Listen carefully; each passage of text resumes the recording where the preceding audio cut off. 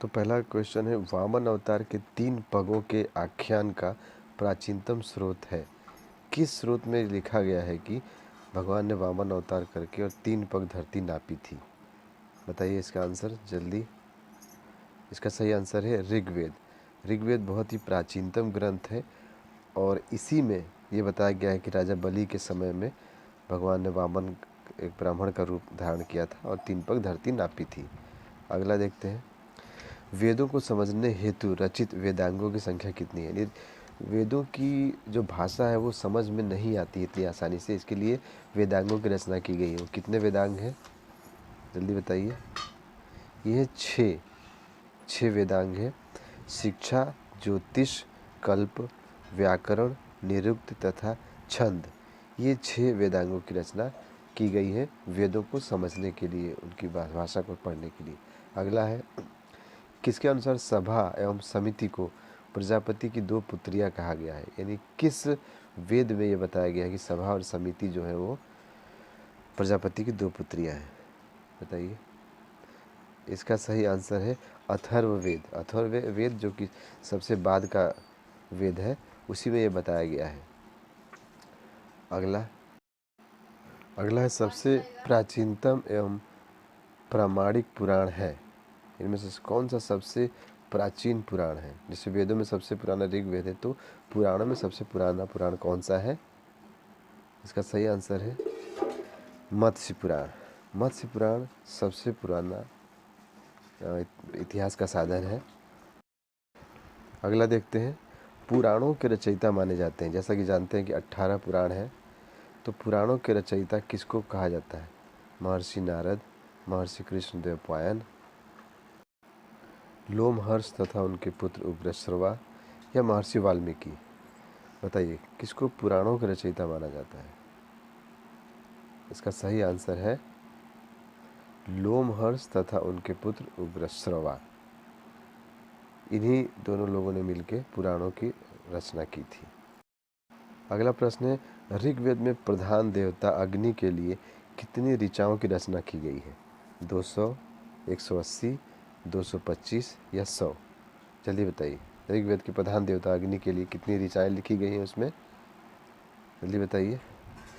सही आंसर है 200। तो 200 प्रधान देवता अग्नि के लिए ऋचाओं की यहाँ पे रचना की गई है। अगला देखते हैं, संहिता किसके संकलन को कहा जाता है? वेदों के संकलन को एक साथ, या साहित्यों को एक साथ, पुराणों को एक साथ, या स्मृतियों को एक साथ मिला के संहिता कहा जाता है? किसको एक साथ संकलित रूप में कहा जाता है? इसका सही आंसर है वेदों के। सभी वेदों को एक साथ मिला करके संहिता के रूप में इनका नाम जाना जाता है, यानी संहिता मतलब चारों वेद। अगला प्रश्न देखते हैं, अंधविश्वासों का विवरण किस वेद में मिलता है? सामवेद, यजुर्वेद, अथर्ववेद या ऋग्वेद? आंसर बताइए। तो इसका सही आंसर है अथर्ववेद। अथर्ववेद में अंधविश्वास हो, जादू टोना, वशीकरण मंत्र, या क्योंकि सबसे बाद का ये ग्रंथ है, इसमें सारे आजकल के परिप्रेक्ष्यों को ध्यान में रखते हुए चीज़ों को रखा गया है। अगला है, गलत युग्म को पहचानिए। ऋग्वेद होता या होत्री, यजुर्वेद अघवर्यु, अथर्ववेद गाहन, सामवेद उदारत्री। मतलब किस वेद के पाठकर्ता को क्या कहा जाता है? इसका सही आंसर होगा अथर्ववेद। ये गलत है, क्योंकि ऋग्वेद का होता या होत्री होता है, सामवेद का उदारती होता है, यजुर्वेद का अघवर्यु होता है, अथर्ववेद का गाहन नहीं होता है। गाहन का मतलब है किसी चीज़ को खोजना या ढूंढना। ठीक है, अगला अब देखते हैं। अगला है, प्राचीन इतिहास के साधन के रूप में ऋग्वेद के बाद किसका स्थान आता है? हम जानते हैं कि ऋग्वेद सबसे प्राचीनतम वेद है, ऐतिहासिक साधन है, धर्म ग्रंथ है। इसके बाद किसका स्थान आता है जो अत्यंत प्राचीन है, पुराना है? जल्दी बताइए। इसका सही आंसर है शतपथ ब्राह्मण। तो शतपथ ब्राह्मण ऋग्वेद के बाद सबसे प्राचीनतम ऐतिहासिक साधन के रूप में माना जाता है। आइए अब अगला देखते हैं। तो ऋग्वेद में सबसे अधिक 250 ऋचाओं की रचना किस देवता के लिए की गई है? इंद्र, अग्नि, शिव, विष्णु। सही आंसर है इंद्र। ऋग्वेद में इंद्र के लिए 250 ऋचाओं की रचना की गई है। जैसे कि हमने पहले देखा कि अग्नि के लिए 200 ऋचाओं की रचना की गई है। ठीक है, अगला देखते हैं। किसके अनुसार स्त्री को पुरुष की अर्धांगिनी कहा गया है? शतपथ ब्राह्मण, मत्स्य पुराण, महाभारत, सामवेद। इसका सही आंसर बताइए जल्दी। इसका सही आंसर है शतपथ ब्राह्मण। तो शतपथ ब्राह्मण जैसे कि हमने जाना कि ऋग्वेद के बाद दूसरा सबसे प्राचीन ग्रंथ है, उसी में स्त्री को पुरुष की अर्धांगिनी कहा गया है। आइए अब अगला देखते हैं।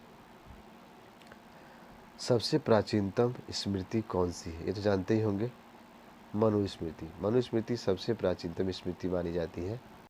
इसी मनुस्मृति में शुंग वंश के बारे में भी जानकारी मिलती है। आइए अगला देखते हैं। ऋग्वेद के तीसरे मंडल जिसमें गायत्री मंत्र लिखित है की रचना किसने की है? ऋषि भार्गव, ऋषि विश्वामित्र, ऋषि वशिष्ठ, अथर्वा ऋषि। सही आंसर है ऋषि विश्वामित्र। ऋषि विश्वामित्र ने तीसरे मंडल में जो कि गायत्री मंत्र है, सूर्य की उपासना या सूर्य की बेटी के रूप में, उस गायत्री मंत्र की रचना विश्वामित्र ने की थी। अगला देखते हैं। वेदों को समझने हेतु किसकी रचना की गई है? पहले हमने ऑलरेडी जाना है, तो इसे बताइए। सूक्त, संहिता, उपनिषद या वेदांग। बहुत आसान है, इसका सही आंसर है वेदांग, जिसमें हमने 6 वेदांगों को जाना था। ठीक है, तो ये 6 ऑलरेडी मैंने आप लोगों को अभी पीछे ही वीडियो में बताया हुआ है। चलिए अगला अब देखते हैं।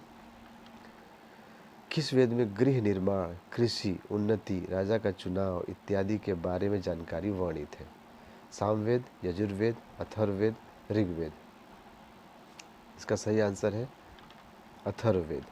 अथर्ववेद जैसा कि ऑलरेडी मैंने बताया कि ये सबसे बाद का ग्रंथ है, जिस समय धीरे धीरे आधुनिक मानव की तरह गृहस्थ आश्रम में आने लगे, तो अथर्ववेद में ये सब जानकारी मिलती है। अगला है, ऋग्वेद के प्रधान देवता कौन है? शिव, विष्णु, अग्नि या इंद्र। तो जैसे कि हमने ऑलरेडी पीछे देखा कि इंद्र के लिए 250 ऋचाओं की रचना हुई है, अग्नि के लिए 200 ऋचाओं की रचना हुई है। तो इन चारों में से कौन सा है जो प्रधान देवता है? जल्दी बताइए। वो है अग्नि। जी हाँ, भले ही इसमें इंद्र के लिए 250 ऋचाओं की रचना की गई है, ध्यान रखने वाली बात है, लेकिन इसके प्रधान देवता अग्नि ही है। हर वेदों के अपने अपने अलग अलग प्रधान देवता हैं। अगला देखते हैं। अगला है, निम्न में से कौन सा एक वेदांग नहीं है? वेदों को समझने के लिए वेदांगों की रचना हुई है, तो कौन सा वेदांग नहीं है? उपनिषद, शिक्षा, निरुक्त, व्याकरण। फिर पीछे मैंने बताया, जल्दी बताइए। 6 वेदांगों में से कौन सा एक नहीं है? तो सही आंसर है उपनिषद। शिक्षा, कल्प, व्याकरण, निरुक्त, छंद, ज्योतिष, इन 6 में उपनिषद नहीं है, इसको याद कर लीजिएगा। अगला प्रश्न है, हस्तलिखित ऋचाओं को क्या कहा जाता है? जो हाथ से लिखी हुई ऋचाएँ हैं उन्हें क्या कहा जाता है? उन्हें कहा जाता है खिल। ऋग्वेद के 8वें मंडल में जो हाथ से लिखी हुई कुछ ऋचाएँ हैं, इनको खिल कहा जाता है। तो इसके टोटल 10 मंडल है ऋग्वेद में, जिसमें तीसरे मंडल में गायत्री मंत्र, 8वें मंडल में ऋचाओं के बारे में, 9वें मंडल में सोम देवता, 10वें मंडल में पुरुष सूक्त, ये सब चीज़ें हैं उसमें। आइए अगला देखते हैं। अगला है, किस वेद में कुरुओं के राजा परीक्षित का वर्णन है? अथर्ववेद, सामवेद, ऋग्वेद या यजुर्वेद। जल्दी बताइए। सही आंसर है अथर्ववेद। जैसे कि जानते हैं इस समय कलयुग चल रहा है, तो कलयुग से जब पहले सतयुग, त्रेता, द्वापर, फिर कलयुग, तो द्वापर में ही कृष्ण और पांडवों के बारे में बताया गया है। तो जो राजा परीक्षित थे वो अभिमन्यु और उत्तरा के पुत्र थे और परीक्षित के बेटे जन्मेजय हुए।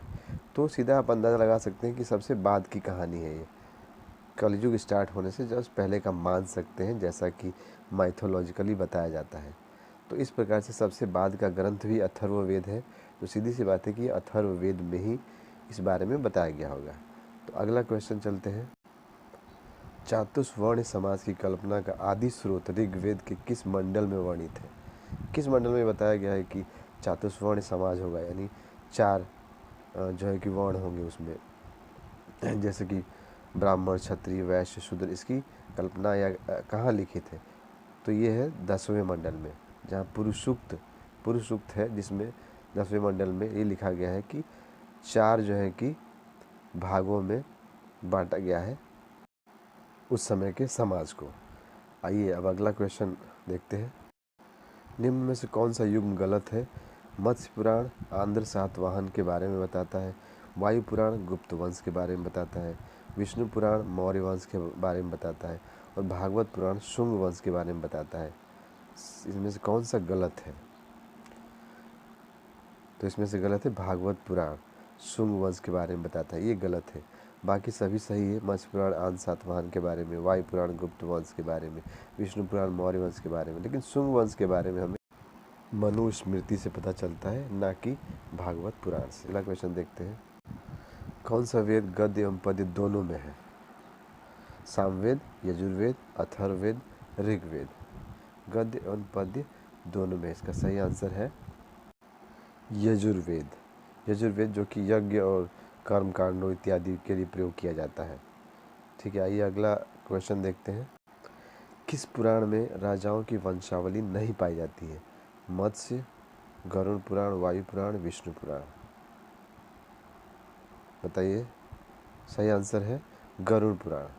मत्स्य पुराण हमने देखा है आंध्र सातवाहन के बारे में, वायु पुराण गुप्त के बारे में, विष्णु पुराण मौर्य वंश के बारे में। ठीक है, गरुड़ में कोई नहीं है। अगला देखते हैं।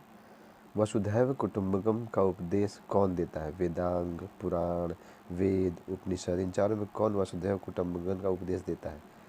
सही आंसर है वेद। वेद जो है कि वसुधैव कुटुंबकम का उपदेश देते हैं।